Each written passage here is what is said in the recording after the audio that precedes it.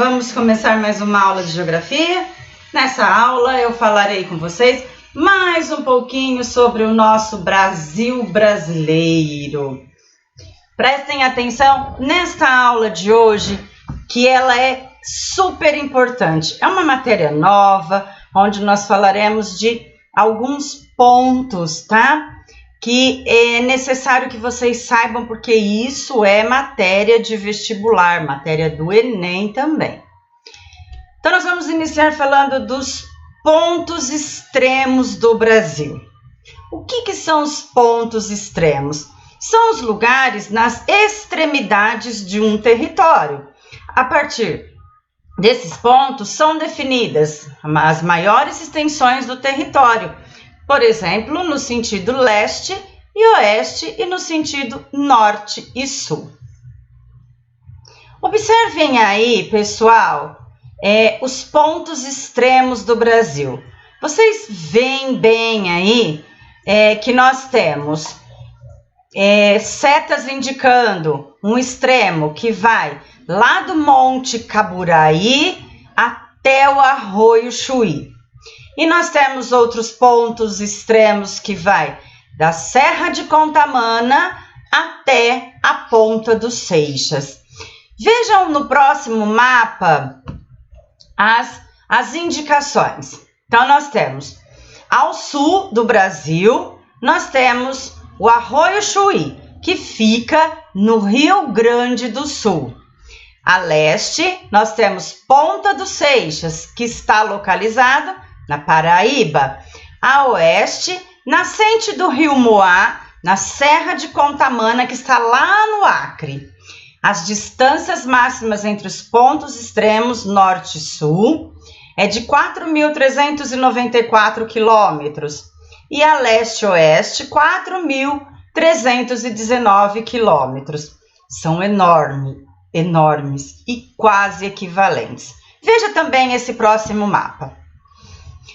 Mostro aí para vocês as fotos dos pontos extremos. Aí eu tenho o Monte Caburaí, que está lá em Roraima, lá no topo do nosso mapa do Brasil. É o ponto extremo norte do Brasil e faz divisa com a Guiana. Temos aí no outro ponto, bem abaixo, lá no sul, o Arroio Chuí, que fica no Rio Grande do Sul. É o ponto extremo do Brasil que faz divisa com o Paraguai. Olha que lugar lindo, gente! O nosso próximo ponto extremo é a Serra de Contamana. Ela é também chamada de Serra do Divisor, que fica lá no Acre. É o ponto extremo do oeste do Brasil, onde o país faz divisa com o Peru. E por fim, nós temos aí o outro ponto extremo, que é a Ponta dos Seixas, também um lindo lugar do nosso Brasil. É o ponto extremo leste do Brasil. Nesse ponto, o território faz limite com o Oceano Atlântico. Observem agora o mapa do Brasil. Pessoal, vocês estão vendo ali que eu fiz um coraçãozinho bem no Distrito Federal? Ali no Distrito Federal é onde fica Brasília, né? Que é a capital do Brasil. O nosso Brasil é constituído por 26 estados e um Distrito Federal, que é onde nós temos nossa capital, Brasília. Olhem bem esse mapa. Olha os 26 estados que estão sendo divididos no nosso país. Eu coloquei bem colorido assim para que vocês consigam identificar cada país. Nós estamos ali no estado de São Paulo, tá? Dentro do estado de São Paulo tem a nossa cidade que se chama Ribeirão Preto. Ei, Brasil, Brasil! O Brasil é o maior país da América do Sul. O seu território possui extensão semelhante a de um continente, como o continente europeu. Por isso, a gente fala que ele possui dimensões continentais, porque ele é bem grande, do tamanho praticamente de um continente. o Brasil, no seu crescimento urbano e organização territorial. O que é isso? A população foi crescendo, obrigatoriamente o país também vai crescendo. O crescimento da população e o desenvolvimento das atividades econômicas no Brasil ao longo do tempo contribuíram para a organização territorial do nosso país. Destaca-se também nessa organização a expansão urbana ocorrida, quando a maior parte da população passou a viver nas cidades. Então nós vemos aí, o pessoal saiu do campo, veio morar na cidade. Por quê? Porque as atividades econômicas aqui na cidade, ela é mais fácil, né? E aí ocorreu, então, o crescimento da população e o desenvolvimento. Olhem esse mapa do Brasil em 3D. Ai, tia Dani, mas mapa do Brasil vermelho. É para destacar bem essa nossa linda bandeira brasileira, tá? A inter-relação entre as cidades. O que será que é isso, hein? Inter-relação.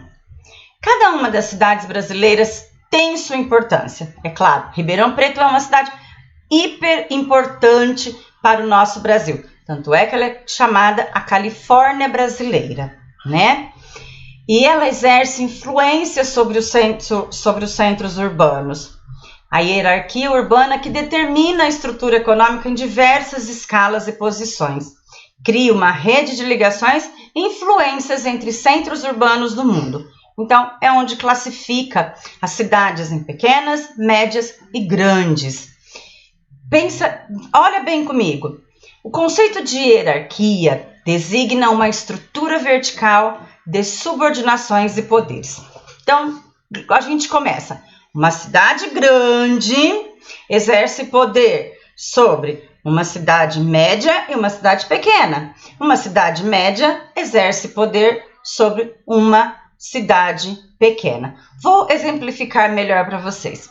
Então, nós temos no nosso país, né, um governante que é o governante maior. Vamos colocá-lo aí como cidades grandes, que é o nosso presidente da República. O presidente da República, ele exerce influências, né? Ele exerce os seus poderes sobre as cidades médias e pequenas, ou seja, governadores e prefeitos. Os governadores, que são as cidades médias, exercem o poder sobre as cidades pequenas, Ribeirão Preto, Sertãozinho, Jabuticabal, Araraquara e assim por diante. Então, essas relações criam uma cadeia que, consequentemente, resultam na rede urbana. O que é isso? Quanto mais pessoas, quanto maior a minha cidade, eu vou exigir mais dela. Uma infraestrutura, onde eu tenho melhor condição de vida. Eu preciso de ter transportes para fazer com que toda a minha população que usa esse transporte esteja bem acomodado. Comunicação, hoje em dia, que é o que nós mais estamos exigindo de dentro da nossa cidade. Comunicação, via internet, via celular, via telefone, né? A nossa comunicação hoje em dia está sendo via satélite e não via ao vivo, né? Como a gente gosta de chamar, presencial. Observem junto comigo. Esse primeiro que eu mostro para vocês é um mapa da nossa cidade de Ribeirão Preto. Então, nós temos a cidade de Ribeirão Preto, não é uma cidade pequena, é uma cidade grande, linda, né? E podia ser bem melhor administrada, mas enfim, não vem ao caso. Temos aqui no nosso lado direito, o mapa de Ribeirão via satélite. Então, nós enxergamos ali Ribeirão Preto por via satélite. Olha o tamanho da nossa cidade, né? Aqui embaixo nós temos uma foto do centro, onde nós vemos a igreja matriz, a catedral, né? Que é a igreja central de Ribeirão Preto, e ao seu entorno nós vemos a praça e muitos prédios. Do nosso lado direito, abaixo, nós temos fotos assim, Primeiro, da Catedral, a entrada da Catedral Metropolitana de Ribeirão Preto. Ao lado, os prédios que tanto predominam aqui na nossa cidade. Depois abaixo nós temos dentro do Teatro Pedro II, que é a coisa mais linda, né? É um dos maiores teatros do mundo, um dos. Nós temos ali uma exposição da AgriShow. Nós temos o Pinguim, que é famosíssimo, né, aqui em Ribeirão Preto. E ali embaixo, mais um pouco da nossa cidade, que é a gente diz, uma cidade vertical, né, com muitos prédios. Gente, como o nosso país é lindo, né? A gente tem tanta coisa para descobrir dentro dele. Essa foto aí que eu mostro para vocês é uma foto via satélite, né? O Brasil visto por via satélite no nosso globo terrestre. E assim eu fico por aqui na nossa aula de geografia.